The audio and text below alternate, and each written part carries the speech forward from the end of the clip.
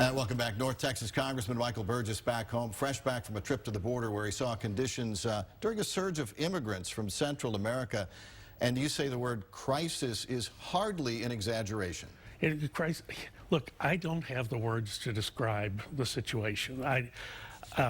It's the television. You need cameras on the problem. And where I was visiting at the Customs and Border Patrol, the intake facility down in McAllen, they said, don't take any pictures because these are people in tough situations and they're hurting, and we're not here to take pictures of them. We're here to try to help them. But until people see and understand how serious this problem is, and it's been going on since 2014. I've made trip after trip after trip down there, but this is as bad as I've ever seen. And it shows no signs of we're starting into what's historically the busy season. And it's bad on this side of the border because it's bad down there, particularly in those three countries. The president portrays the people that we're talking about as being criminals, drug smugglers, terrorists, and carrying diseases into the country. You're a physician.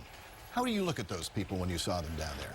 Well, one of the reasons I went to the McAllen facility was because last week we heard that they were under quarantine because of a flu outbreak. And when I talked to the chief down there, he said, yeah, they had a lot of cases of the flu. They were never under quarantine.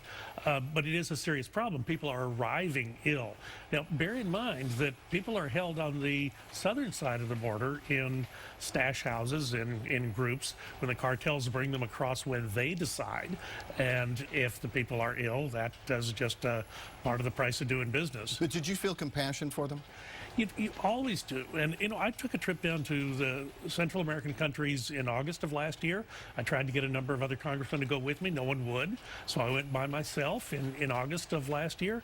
The thing is, you can do more on the, if spending the amount of money we're spending, we could do so much more good spending that money on the ground in their home country. And yet the president is cutting funding. He wants to cut $450 million for aid to Guatemala, El Salvador, and Honduras. I don't disagree with that. At the same time, you don't disagree with that? We are asking the taxpayer to fund taking care of 15,000 unaccompanied alien minor children who are in our facilities, our shelters right now.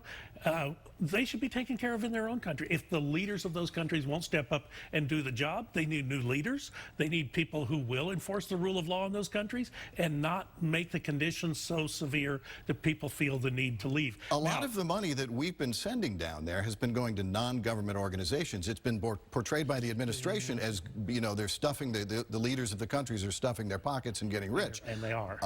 A lot of that money goes to non-government, non-profit organizations. Some goes to USAID. And should we cut that money? No, not to USAID. I think they're doing a good job on the ground, at least in the countries that I saw.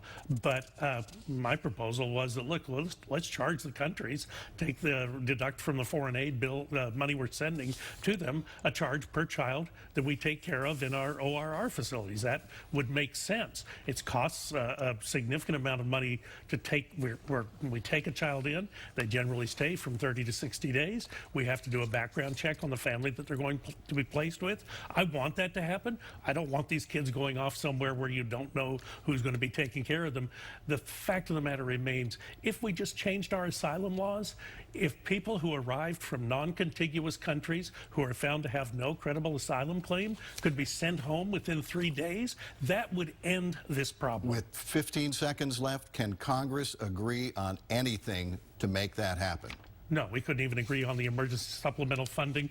And guess what? Office of Refugee Resettlement runs out of cash June 5th. It's going to be added to the crisis. But again, I wish I could articulate how bad the situation is. We're asking our men and women in Customs and Border Patrol. They're burned out. They literally are burned out from having to take care of the amount of people that are coming through on a daily basis. Congressman Michael Burgess, thanks. Thank you. Appreciate it.